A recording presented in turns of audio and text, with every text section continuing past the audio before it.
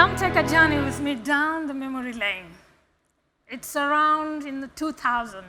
And for you Gen Y and Jay-Zs, the 2000 is the year where we've seen amazing things like Bluetooth, camera phone, iPods, YouTube, Facebook, So it was an amazing time.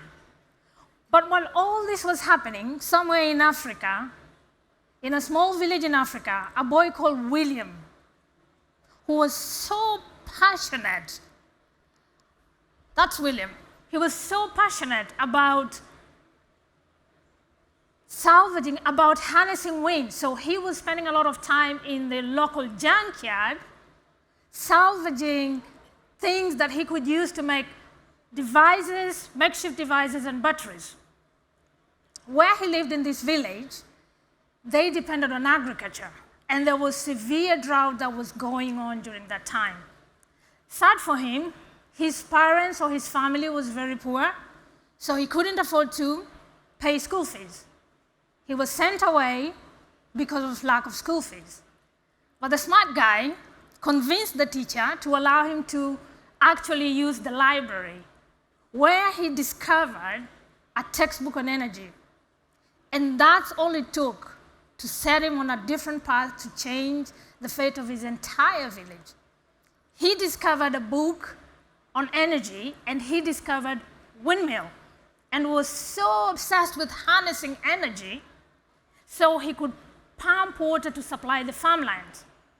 Now, like any other innovator, everybody thought that he was crazy, but he knew he was onto something. There was one little problem with it, though. For his windmill to work, he needed a dynamo. So what did he do? Anybody knows? He dismantled his dad's bicycle to get a dynamo. It got him in a lot of trouble, but it worked. Now, let's fast forward to 2023, where we're seeing so many founders and entrepreneurs who are getting pressured and challenged to become the next unicorn. We also continue seeing a group of exceptional founders and change makers, the likes of William, who are driven by something greater than profit, something that will bring change, something tangible that will bring change to the communities, to the planet, and humanity.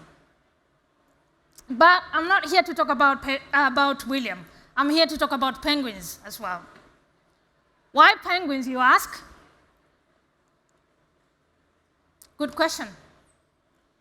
Not only do penguins need to survive in extreme temperatures, they also have extraordinary skills that allow them to thrive and survive. One example of that is waddling. You know the way penguins walk, the waddling? That is actually a very, very good energy saving for them. It allows them to produce energy and save it even when they are starving for months or fasting for months. And just like impact-driven founders who have to thrive against all odds, that's why I compare them to penguins. Now, not all penguins live in the northern hemisphere. Some live in the southern. But it doesn't matter where they live. They all have to survive extreme weather conditions. They have an interesting social structure. They are amongst the most social birds that we know. They also are colonial, meaning they live in groups. So what do founders have to do with penguins and unicorns? I'm glad you asked. Founders undergo so much pressure, and they feel pressure to grow, to get high dollar valuation in order to become the next big thing, the next unicorn. But not all founders want to build a unicorn. As a matter of fact, not all founders need to do so. I don't want to build a unicorn. And the unicorn way is not the only way to build a business. Added to that, founders who focus on impact-driven businesses have additional pressure and challenges and obstacles along the way. So what lessons can we learn from penguins that can help founders be impactful in their businesses? The new breed of founders and entrepreneurs that we're seeing are driven by something larger than profit. They use profits to power their social enterprises. They know that they can use the profit to create the change they want to see in the community. As a group, it requires a collaborative approach. So that's why you can compare penguins to founders, because such founders understand that for change to occur in masses, they need to work in a communal way, in a collaborative way. The business next door is not your competitor. They don't view it that way. It's a potential customer, it's a potential consumer, it's a potential collaborator. And just like penguins, these founders huddle together for support and warmth. They save their energies, focusing on work that actually brings the change they want to see in the world. They are very visible leaders, not afraid to speak or tell the world or educate the world about the work that they are doing, because this is very, very important. Even when they are faced with extreme, challenging conditions, they keep going, they keep moving on. And if need be, they pivot or find something else that works. They know that failure is not an option, is never an option for impact-driven businesses. And they keep moving, they adopt in order to thrive. These founders embrace the notion that profit and purpose are not mutually exclusive elements of business. So they intentionally select to waddle together like penguins. You must know companies like Patagonia, some of the impact-driven businesses, Warby Works, and Warby Park, Storms, and others. But I'm sure you're wondering what happened to William, right? William finished the windmill, and he went on to provide water to his village. After that, he finished his education and went on to do other projects on sustainable energy projects. So he still continues with his impact work. Don't get me wrong, I'm not hating on founders who want to build unicorns or who are focused on business or profits only. Every founder is different. You start a business because you have different reasons for yourself. The planet has over 8 billion people living in it. That's 8 billion opportunities. Not a single person or company or business can solve that. But I do like impact-driven founders because they embody and they live by the creed of collaboration and partnership. The business next door is your potential partner. And for me personally, I have a very interesting relationship with business and money. I fully believe that money is a recyclable resource. It's a tool that is meant to be used to give you the lifestyle that you want, but also to create the impact and help the planet and humanity. I always tell my mom that all the money that comes through my hands is not meant for me. As a matter of fact, it's not all mine, and I'm not supposed to keep it. Some of it is supposed to help another person, create something for somebody else, or the community.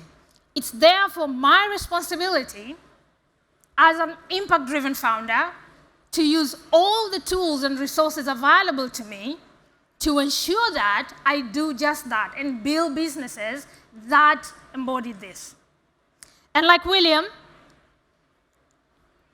I was born in a small village in Kenya. So at the end, that's my mom and my siblings. You can see we have no shoes somewhere in the village, just living our lives. I know firsthand what it means to be without. But I also have the lived experience and know the power of the collective and the power of the communal way of working, which is why I relate business waddlers, I'm going to trademark this, by the way, to penguins because of their collaborative and communal way of life. My experience and journey has been around founding, running, supporting, investing, advising founders who are focused on impact-driven businesses. Founders who understand that profit and impact can coexist and must coexist. There is no need to just focus on one and the other, but for them to be able to fund the social enterprises, of course they have to have profitable businesses. So it doesn't mean that it shouldn't be profitable, it's just a combination of profitable business in order to fund change in the environment. A funny thing is, my middle name is Marura, which means somebody who collects or gathers. I gather people. I collect people, tools, everything you can name it. And my whole business model is based on collecting people. I 100% tap in the power of the collective. I'm never the smartest person in the room, like I said, I was introduced. I make sure I'm the most stupid person in the room because I know I have the magic of bringing people together who are smarter than me to create the change and impact that I want to see in this world. So if you want to build a unicorn, by all means, do so. But if you don't want to build a unicorn, you don't have to. And there are so many ways that you can create a business and still do things that are meaningful to you. By embracing this business waddling, you tap into the power of the collective that allows you to tap into the abundance of uniqueness of potential partners and like-minded entrepreneurs who can support you during your entrepreneurship journey. And then you'll be able to do what you really love most, building businesses. So I'm asking you all, let's waddle together, shall we? Thank you.